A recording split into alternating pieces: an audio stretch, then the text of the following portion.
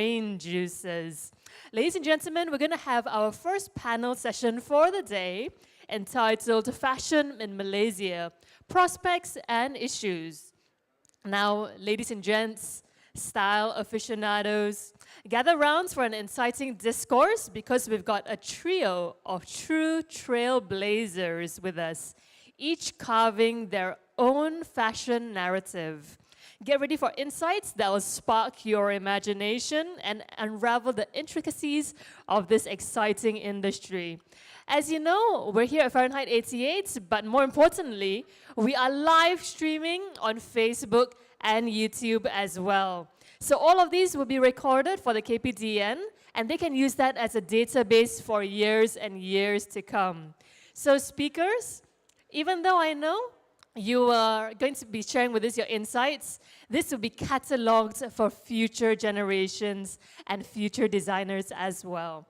So first in the spotlight, we've got the suave Mr. Faisal Ahmad. He's a senior lecturer at the Faculty of Art and Design, Fashion Department, the cheeky joy behind the styled scenes at University Technology Mara. He's not just about surface dazzle, but he's also got insights to the deep currents shaping the fashion industry. Ladies and gentlemen, may I please introduce to you Mr. Faisal Hamid.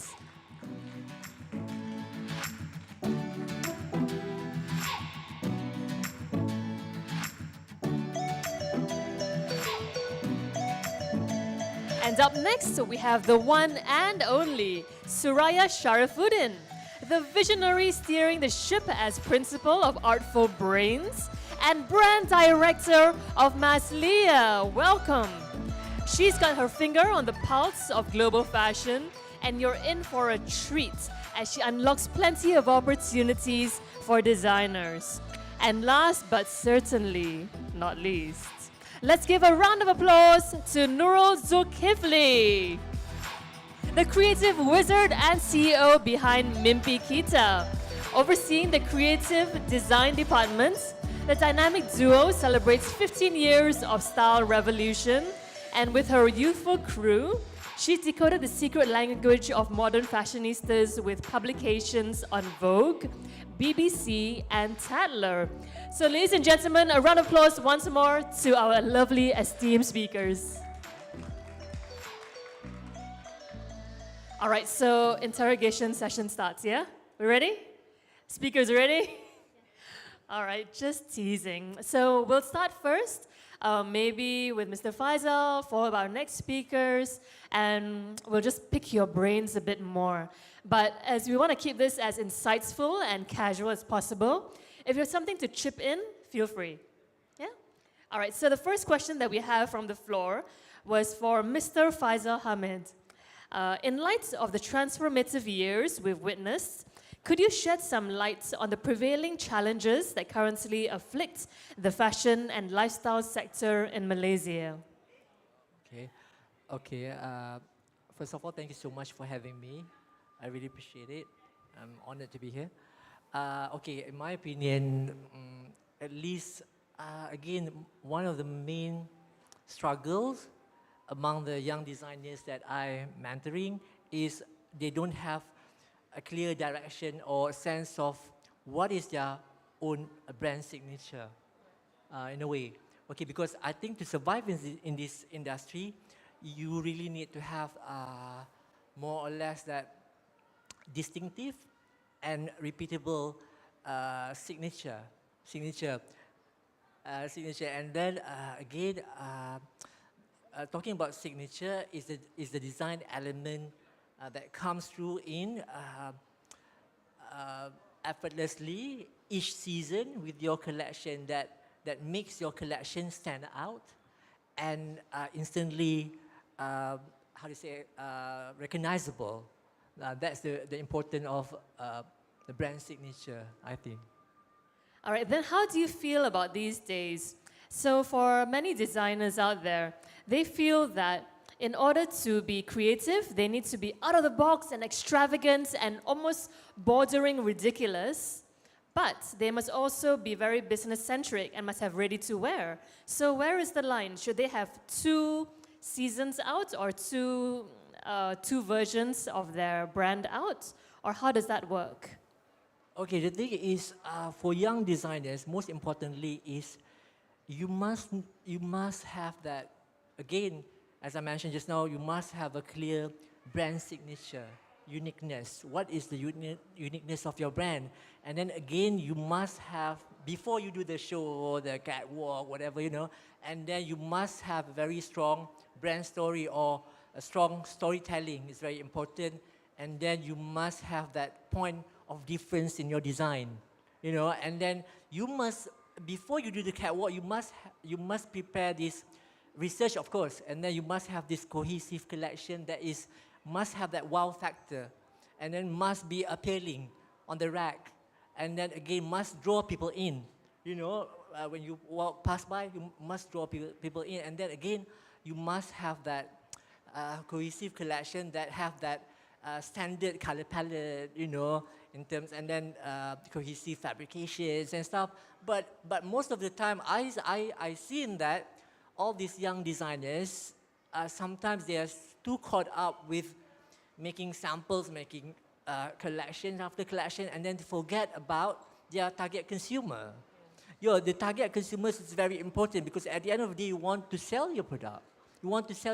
So again, you must know who's your target customer, and then you must have the right price point, and then again, you must have a very a proven business model, and then a proven customer base, I think. So we want the wow factor at the front of store to draw them in, like, ooh, what is this? But then inside there have some ready-to-wear stuff they can actually use. Yeah, the thing is Wonderful. now, the problem now to me is forget about the fame, forget about the limelight, because that one will akan pudar cepat, But the thing is, again, how your products resonate with your customers, And then again, because I've been teaching for the past 25 years, right? I've seen them all the young designers, whatever, under my wings. And Rizman Rizani, Hatta Roma, Fizi, or whoever lah. Semua. Okay, semua. So all were my students. And then I tengok lah kan berubah dan sebagainya. I'm proud of them. But then itu yang kita success story tau. And then so many, millions more, whatever, yang still struggling. Because our industry needs lots of money. I mean, sometimes kalau you tak ada passion, you tak boleh nak survive. It's what we call survivorship bias in English, right? We only see the successful case stories, but we don't know the thousands of others that never really made it. But speaking of longevity, I have a question for Suraya. So I have a question a bit more on how fashion designers can expand their influence. So what potential opportunities and advantages await designers when they leave the local shores? So if they go international, are there more pros and cons? How do you see it? From my point of view, actually, even in the local scene pun, there's a lot of pros and cons juga. So when you go and try to charter into the international market, there's a lot of things that you need to first prepare yourself. Number one is money readiness, if you have enough fund or not. And then of course, when you go into an uncharted territory, there's a lot of things that need to be considered. You need to do a lot of cultural research, you need to have your brand activation, you need to do a lot of research actually lah. Bottom line is a lot of work. Actually, it's not simply easy, it's actually a lot of hard work. I think in terms of trying out, or in terms of testing the market, there's a lot of trade shows happening all over the world. So for instance, in Dubai, in the UK, in France, in Italy, there's a lot of trade shows. I think one of the cara untuk kita test kita punya market, untuk test whether or not our product is sellable, is acceptable in the international market, is for you to actually try out first and see if what we are doing here, if we were to bring it abroad, is it acceptable? Are we able to sell? So there's a lot of things that actually needs to be considered and needs to be adapted. Yeah. Yeah, that's a great insight. So that means test it out first. Yeah. But don't just test it with your friends and family. They're going to say everything is fantastic, Oh, right? yes, But yes, test it correct. with people who will actually buy, which True, are the yeah. buyers. True, yeah. Like you said in the trade shows. Yeah. I have a question for you, Nurul Zakifli. So, celebrating a remarkable 15-year journey. Congratulations, ladies and gents. Nice long career is what we like. We like longevity in the fashion industry, not flash in the pan. Your youthful team at Mimpikita, they exhibit a profound understanding of contemporary youth preferences, right? Can you share your insights regarding the current trends and desires for today's youth? Okay, you're saying just now my team, like a lot of them are youth. Yeah. So I am not that young. So we built Oh, I the didn't brand- say that. I didn't mean that. So we built the brand for 15 years. So we feel like the customers have grown with us for 15 years. So a lot of them has evolved, and also a lot of them are has kids. Their mom, they don't bother to do social media or participate on social media. So we thought, okay, this is it. We need to find new customers. We need to have the youth to actually promote our brands. So what we did was we hire mostly the young people to actually take whatever they have, their creativity to actually help us in getting these young people. So yeah, I have to say a lot of, recently when we celebrated our 15 years, that is our main target, to get the young people to actually like our stuff. We did a market research. We go in depth in what they like. So you see, the youth now, they are exposed. They are overexposed on the trendiest fashion. So they know what they like. The fashion is so fast, and that's how they are also. So yeah, I love working with them. They are very energetic. They are very adventurous. Oh, wonderful. So you hire youthful people to keep the brand young and yourself Yes. young as well. Yes, exactly. So that's your secret.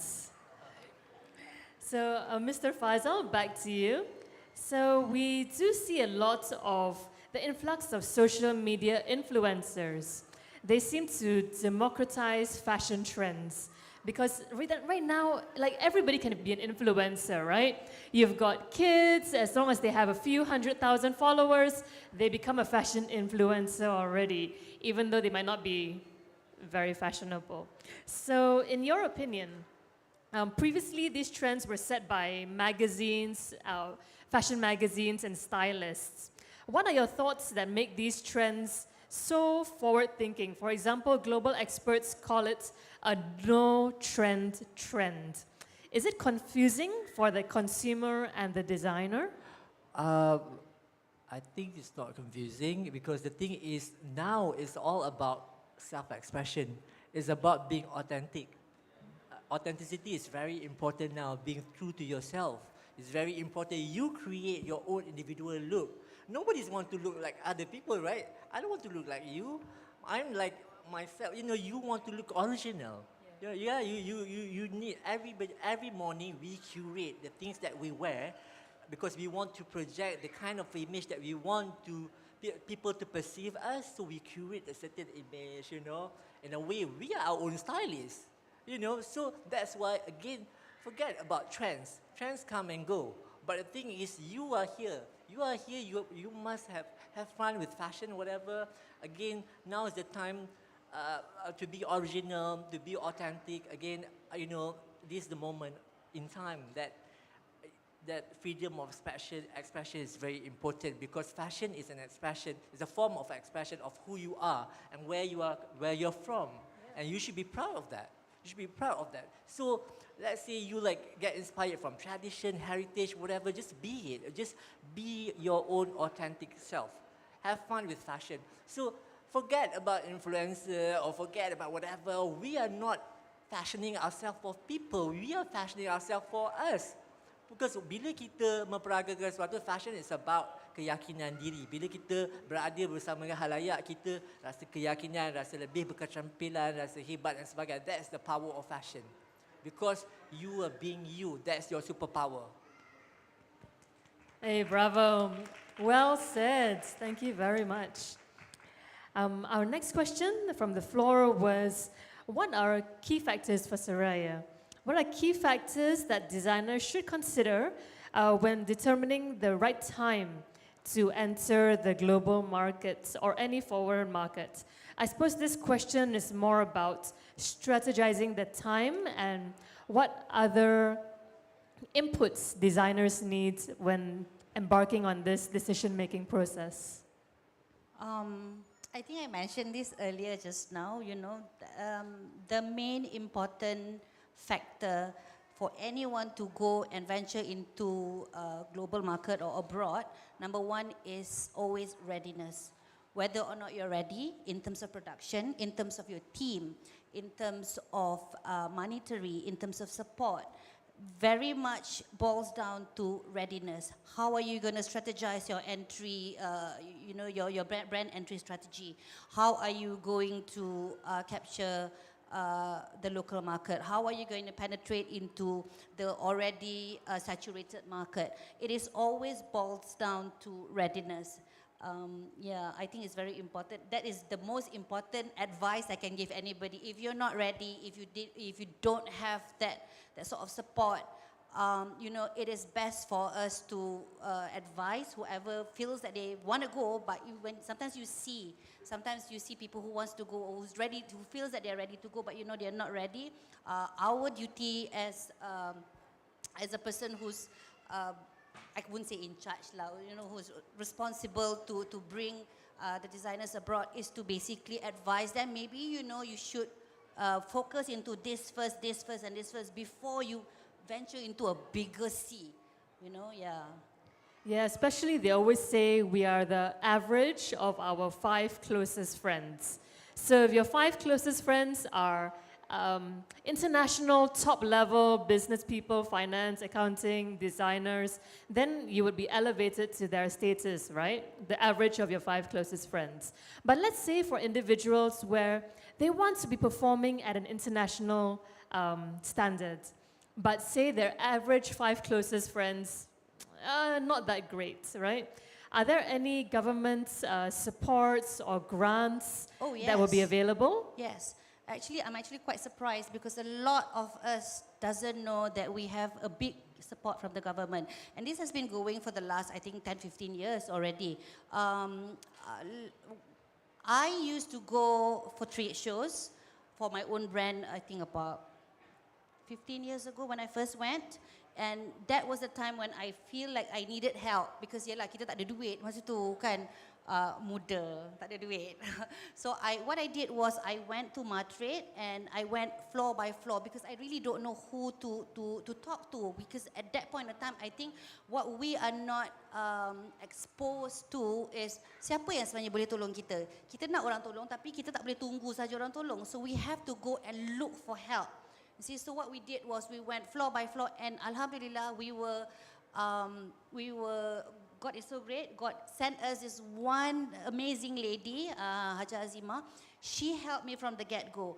But her advice was, kalau you rasa you nak pergi trade show ni sekadar untuk glamour, you nak pergi sekali je, you tak rasa you ada cukup drive for you to go 2-3 times, or in fact, see, if the more you go is better, then you don't go. That was the first advice. That's the advice that I always give other brands also, Yes, but Madrid is a huge help. Not only they can help you in terms of matching you with local retailers or local partners, they also have this grant called MDG, where designers, especially if you're Sdn Bhd, okay, not especially, only if you're Sdn Bhd. The rule number one is to always register your company as Sdn Bhd, because if you're an entrepreneur, then it's a little bit hard for the government to help you in terms of funding.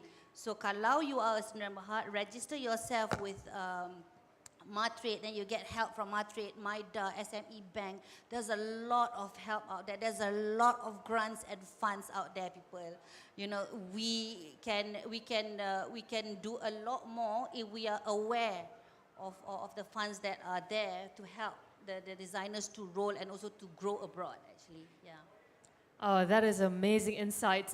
Designers over there, I hope you were taking notes. Yes?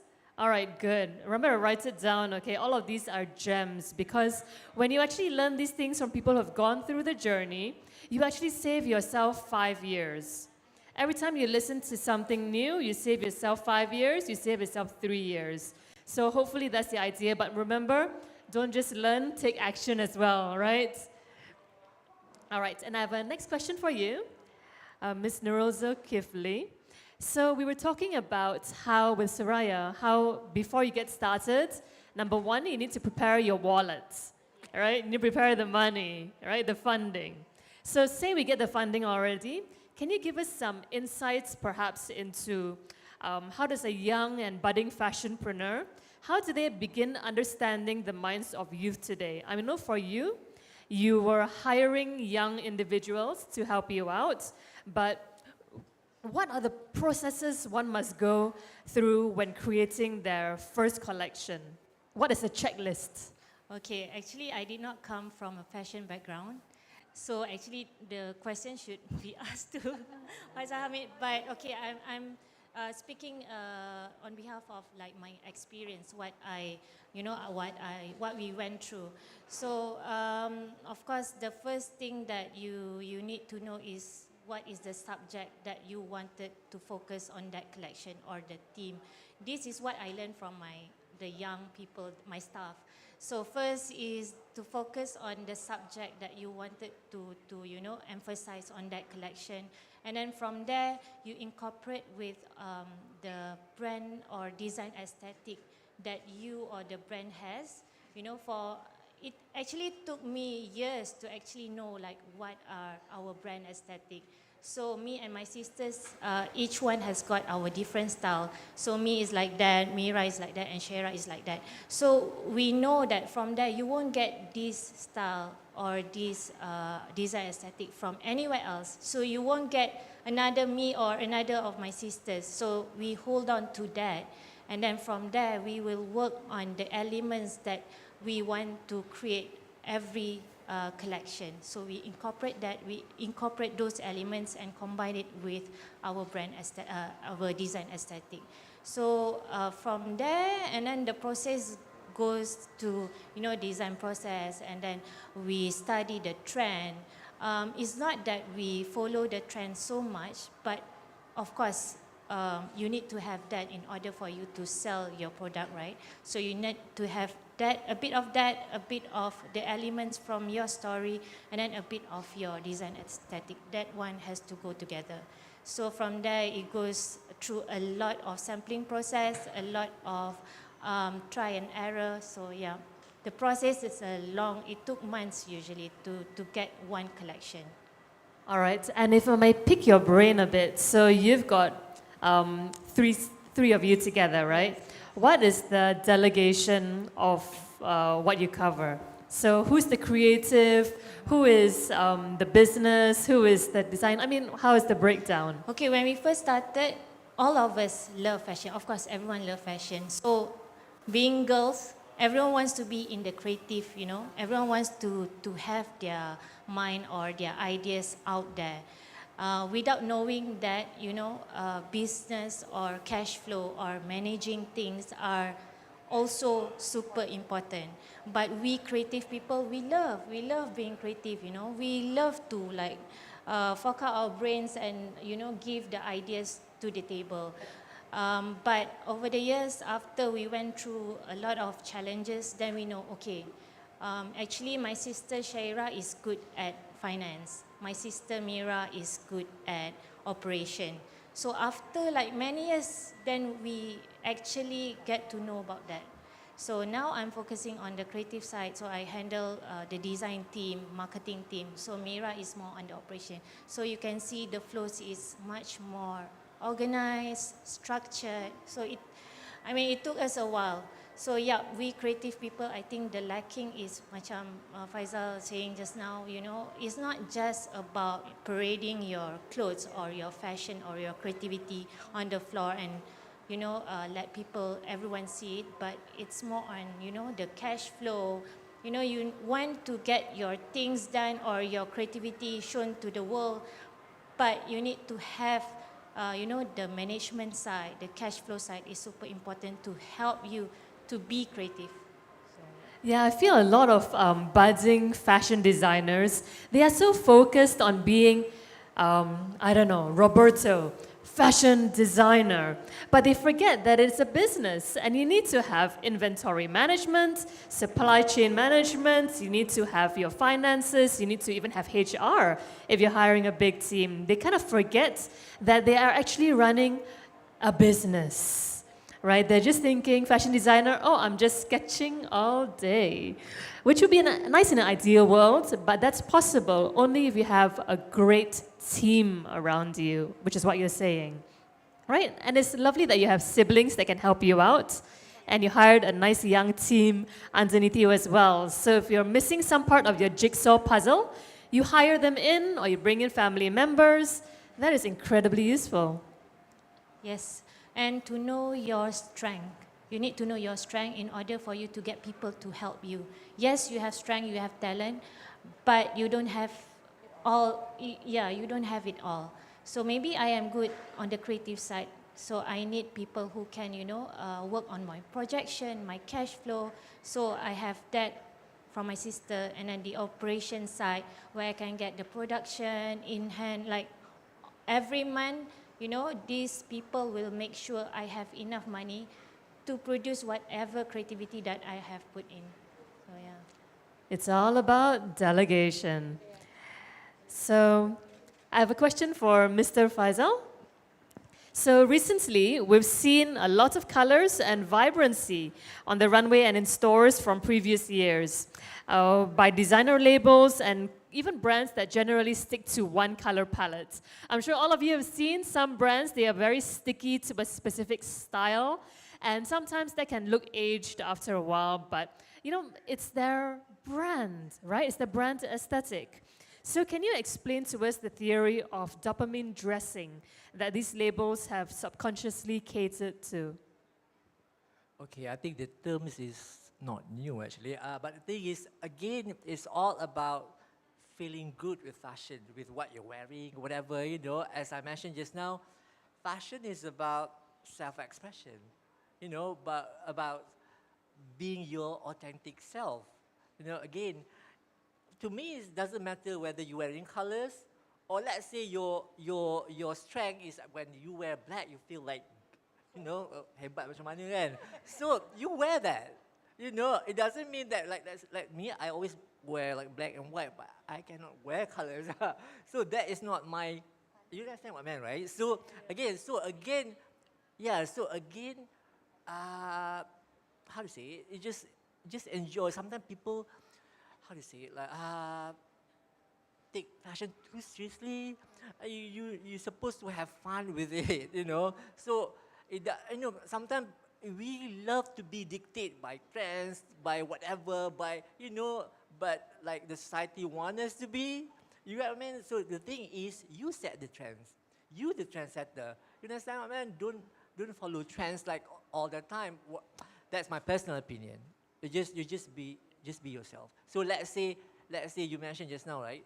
That's the color of the moment. There's the bright colors, the color blocking, whatever. So if you feel that you want to try it, go ahead. You know, have fun with it. So it's about, bottom line is about self-expression. It's about having fun with it. You know, you go. I mean, like we are not young all the time. You know, I'm like 50s already. So again, just enjoy fashion. Make sense to you? Oh yeah, absolutely. Yeah, it's supposed to be fun and creative, and it's self-expression. Yeah. You don't have to be jumping on every single Yeah, trend yeah. and just for the sake of an Instagram Yeah, photo, because the right? thing is, I'm afraid that sometimes you tend to like have how to say? I takut jadi fashion victims. You know, kadang-kadang kan ramai orang yang trying too hard, tak nampak dia effortless. dia tak nampak dia bersahaja, you should show class in a way, you know, less is more, you know, stuff like that. You should have that mindset that Malaysia is good. I don't know, it's me, at least me. So again, it's like less is more, and then don't try too hard. Just have fun with it. Be yourself. Don't take fashion too seriously, whatever, you know, and then you'll be okay. Because kadang-kadang kita nampak orang tu from head to toe pakai all branded goods tapi nampak beli kat Petaling Street je. Seriously. You understand, man? Tapi ada orang dia pakai benda tu macam very simple tapi nampak you brand mana, you beli high air, I mean boss ke mana ke, you faham tak? Padahal dia pakai benda yang sangat sederhana, murah. See, it's not harga, it's not the price point, it's just how you wear it. You know, your persona, your aura. That is your, how to say it, that is your brand persona, you know. You understand what I mean, right? So that is the most important thing, is how you carry yourself. And the outer image, the visual image tu, the second tau. So the persona, cara you bawa watak you, cara you bercakap, the vocal image is very important. So you got to, how to say it, have that overview of those things. And then you boleh jadi. You nampak macam, wow, that's something, I want to be that. Because you need to like, in a way, you got to inspire people in a way. Kalau you, especially if you're leaders, so you need to inspire people, right? Not because of what you're wearing, because the way that you carry yourself, that's the most important thing. As I mentioned just now, that's your superpower. Thank you, reminding us all to be authentic to ourselves, right? Very well said.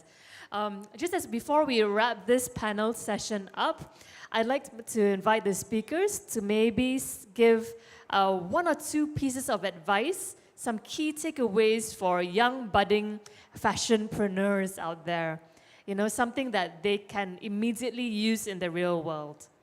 Not so much, you know how we always get advice, oh, reach for the stars, go work hard, follow your dreams, but something that is tangible that they can do immediately today. Sure. Okay.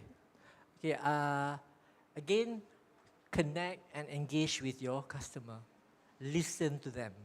You know, hear their stories, get their feedbacks, their needs or whatever, you know, and then in a way, then you get a grasp of what to like do next in terms of designing, whatever. And then I think that's the most important thing. And then again, when you have that sort of like a connection, please have a very authentic, emotional connection, not just hi, bye, whatever, you know. People always like that. But this is the time, in time yang kita perlu have that authentic, emotional connection. Macam I cakap macam tu lah, we got to like help each other, listen to each other, you know, communicate with each other. And we need to communicate our ideas or whatever, you know, we need to communicate that. Because kalau kita tak boleh, macam kalau artis tu dia tak boleh nak communicate dia punya work or painting, it will be pointless. Because in a way, to create a creation or whatever is to make a point, right? So kalau you tak berjaya, it will be pointless, in my opinion. Thank you. Round of applause, please, for Mr. Faisal. How about your input, please? I think it's focus, because at the end of the day, you know, if you're not focused to what you want and the end game, focus on the end game, you know. You don't only have to focus on your entry strategy, you also have to focus on your exit strategy. And that's very important, I think, you know, yeah. That's a nice one. Many people these days, they sometimes use, back in the day, before businesses became so, I wouldn't say it so much, but it's more of, last time people used to use IPOs to get funded. But now people use IPOs as an exit strategy. So you need to know exactly what you're trying to get out of it before you get in, right? That's what you're saying. Yeah. Fantastic insight.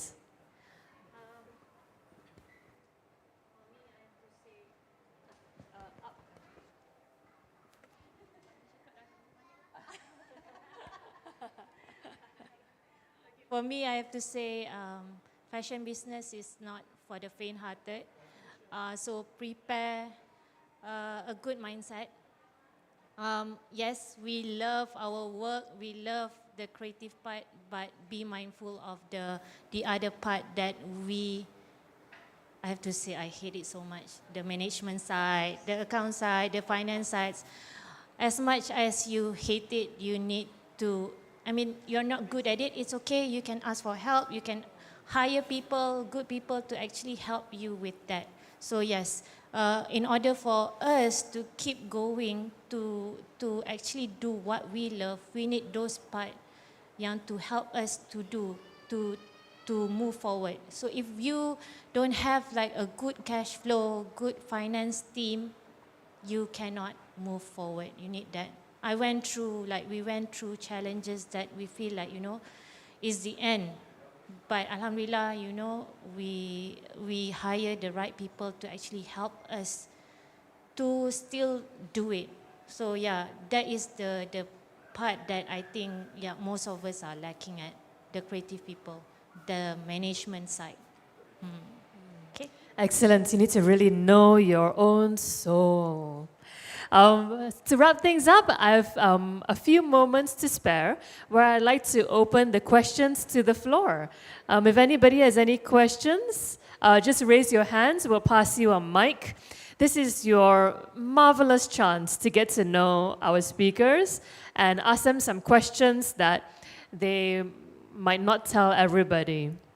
So, any interesting questions to ask? Or are you a bit shy that you want to ask after the session? Oh, yes. We have a question from Data Nazrin.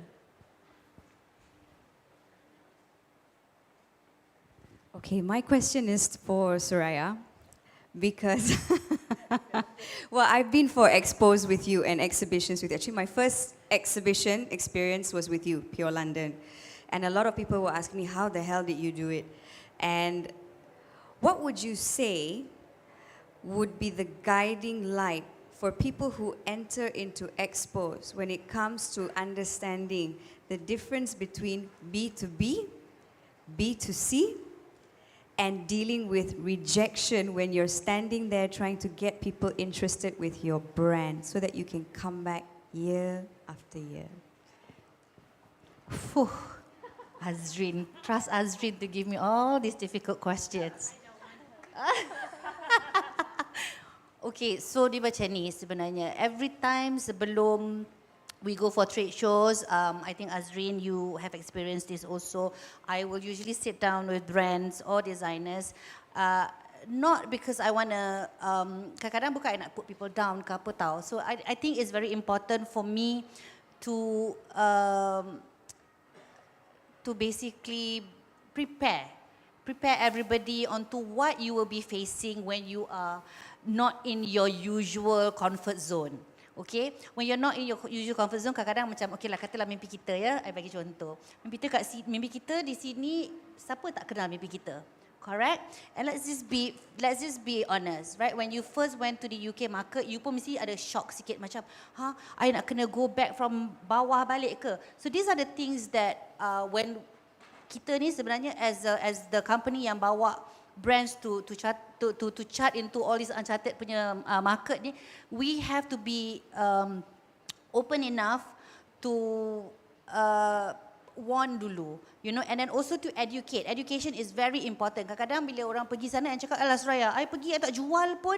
Sometimes it's not the first time. I always tell people this. You pergi sekali, you kadang-kadang you tak jual apa-apa. Tapi you balik, you rasa macam tak ada orang ke nak beli I punya barang.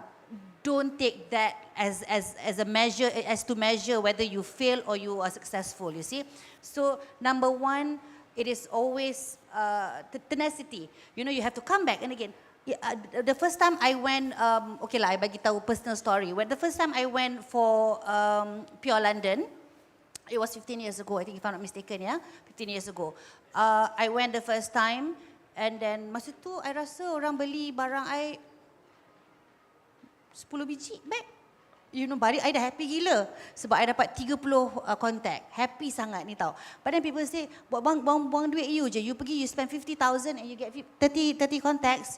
But I remembered what Puan Azimah said, you always have to go again and again and again and again. So I went again the next year. Ada increase sikit lah orang beli order. Maybe a couple of hundred, my husband was saying, okay, good, continue, do this, The third year I went, we got visited by John Lewis, we got visited by other people, and John Lewis even said, that the buyer from John Lewis even said, I remembered the first year you were located there. The second year, last year you were located there. And this year you're here. So now I'm here because I wanted to see whether or not you are serious about this business. But itulah kadang-kadang bila I cakap orang ingat I nak jual booth. Memanglah I nak jual booth tapi sebenarnya I wanted to make sure that you also faham. You know, what all these successes doesn't come macam tu sahaja. It comes with a lot of hard work. It comes with a lot of understanding. Macam Azrin kata tadi, orang terkejut, B2B tu apa, B2C tu apa. Okay, B2B, business to business. So you don't sell to, I don't sell to you, you don't sell to me. I sell to Selfridges, I sell to Harrods. But don't expect Harrods and Selfridges to come to you if you don't work hard. The first time mungkin tak akan dapat apa-apa.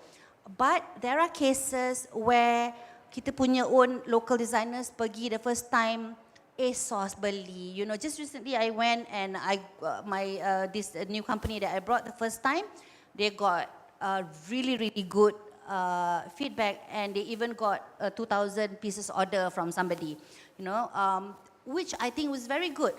But it is also still learning process. Kita tak boleh rasa macam disheartened, alamak, you know, because rejection will come from a lot of forms. You know, orang tengok baju kita, macam mana you buat colour?